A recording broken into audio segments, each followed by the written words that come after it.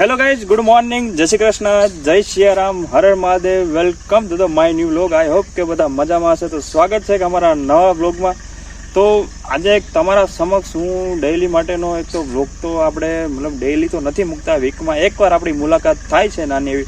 અને ગયા મુલાકાતમાં અને ગયા વિડીયોમાં તમે મસ્ત એવો સપોર્ટ કર્યો છે, એના માટે દિલથી ધન્યવાદ.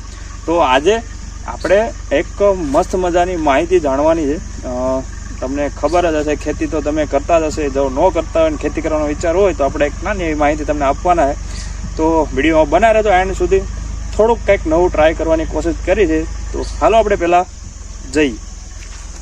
તો તમે શાકભાજીની ખેતી કરતા હશે કે પછી તમે બાગાયતી ખેતી સાથે જોડાયેલા હશો કે પછી તમે પશુપાલન સાથે જોડાયેલા હશો, તો તમે પશુઓ માટે ઘાસચારાની પણ ખેતી કરતા હશો કે પછી તમે કપાસની પણ ખેતી કરતા હશો.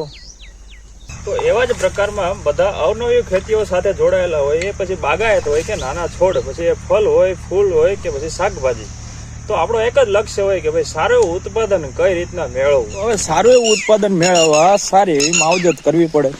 તો માવજત તો આપણે બધા કરતા જ હોય. તમે એમ કહેતા હોય કે ભાઈ અમને ખેતી કરીએ તો અમને ખબર જ હોય.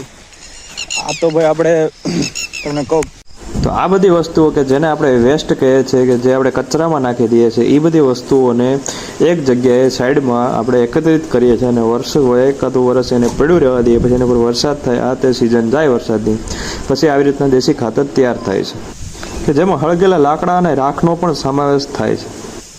તો એવી જ રીતે બધી ખેતીમાં તે દેશી ખાતરનો ઉપયોગ કરવો જરૂરી બન્યો છે. તો જેમાં અત્યારે ફૂલનો પણ સમાવેશ આવે છે કે ભાઈ ફૂલની જે ખેતી કરતા હોય ને, એ પણ દેશી ખાતરનો ઉપયોગ તો અનિવાર્યપણે કરે ને કરે જ.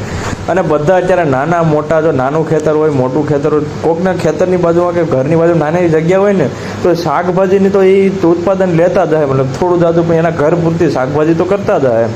તો શાકભાજીમાં એક જ જો ઉપયોગી વસ્તુ ગણાતી હોય તો એ દેશી ખાતર. જો દેશી ખાતરથી તમે શાકભાજીનું સારું એવું માવજત કરો ને, તો તમને શાકભાજી સારી મસ્ત અને એમ કહેવાય ને કે એકદમ હરીભરી શાકભાજી તમને ખાવા મળે. તો જે એના થડ છે એ મજબૂત બને અને જો મૂળનો ગ્રોથ વધશે એટલે શાકભાજી પણ સારી થવાની. અમારા ખેતરમાં અત્યારે ભીંડા છે, તો ભીંડાનો ગ્રોથ તમે જોઈ શકો છો કે એકદમ કાંઈ ઘટે નહીં એવો છે અને મસ્ત આમ તમે ભીંડા પણ હરાભરા લાગેલા. તો આ બધી વસ્તુમાં અત્યારે શાકભાજીમાં દેશી ખાતરનો ઉપયોગ જરૂરી છે, બન્યો છે. અને એનું મૂળ મજબૂત થાય ને, તો એક વસ્તુ યાદ રાખજો કે જો છોડનું મૂળ મજબૂત આવે ને તો છોડ મજબૂત આવે ને, છોડ મજબૂત આવે ને તો એમાં સારું એવું ઉત્પાદન તમને મજબૂત ઉત્પાદન તમને મળી રહે. તો આવી રીતના આપણો પ્રયાસ રહે કે ભાઈ દેશી ખાતરનો ઉપયોગ વધારવો. તો અમારા ઘરની પાછળ 1.5 વીઘાની જગ્યા છે કે જેમાં 30 થી 35 નારિયેળીના ઝાડ છે. બાકીના અલગ અલગ છોડ છે, જેમાં માંડવીઓ કે જે ફરાળમાં ઉપયોગી થતો હોય. પછી ફૂલના છોડને ઉછેર કરીએ અને ચીકુનું પણ ઝાડ છે. શાકભાજીમાં જોવા જાવ તો રીંગણા છે. તો અનેકો પ્રકારના આપણે શાકભાજીના છોડ છે. તો એવા જ પ્રકારમાં અમે ઘર પૂરતી થાય એવા ગવારના છોડ પણ નાખેલા છે. પછી આપણે દૂધીના છોડ પણ નાખેલા અને એમાં દૂધી આવવાનું ચાલુ પણ થઈ ગઈ છે. અને ત્યારબાદ જે આપણે પહેલાં રીંગણી બતાવી નાની છોડ છે, એ બી શરૂઆત થાય અને આ રીંગણીમાં અત્યારે રીંગણા આવવાની શરૂઆત થઈ ગઈ છે. તો આ બધાનું જો બ્રહ્માસ્ત્ર આપણે માનવામાં આવે ને તો એક જ છે કે દેશી ખાતર. દેશી ખાતર જો તમે આવી રીતના તમે કોઈ પણ ખેતીમાં કે ઉત્પાદન લેતા હોય કે ઘર પૂરતી શાકભાજી કરતા હોય, એમાં દેશી ખાતરની જો તમે માવજત રાખો, દેશી ખાતરની તમે કહેવાય ને કે આદત રાખો, તો તમને સારું એવું રિઝલ્ટ મળી રહે અને આપણને ઓર્ગોનિક ખાવાનું મળી રહે. જો કે આપણે રાસાયણિક ખાતર પણ અત્યારે ઘણી જગ્યાએ જરૂરત થઈ ગઈ છે. તો આપણો આ વિડીયો બનાવવાનો હેતુ કોઈ રાસાયણિક ખાતરનો વિરોધ કરવો કે ભાઈ એવું કાંઈ નહોતું. અત્યારે ઘણી જગ્યાએ રાસાયણિક ખાતરનો પણ જરૂરિયાત થઈ ગઈ છે. તો આવી જ રીતે આપણે કોઈ પણ રાસાયણિક ખાતરનો વિરોધ કરવા નથી માંગતા.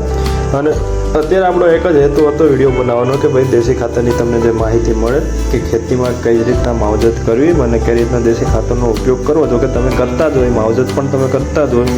આ તો મને એવું લાગ્યું કે ભાઈ આપણે વિડીયો બનાવીએ તો એના પર એક મસ્ત મજાનો વિડીયો બનાવ્યો. કમેન્ટમાં કહેજો કે તમને આ વિડીયો કેવો લાગ્યો. બાકી મળીએ એક નવા વિડીયો સાથે. તો હર હર મહાદેવ.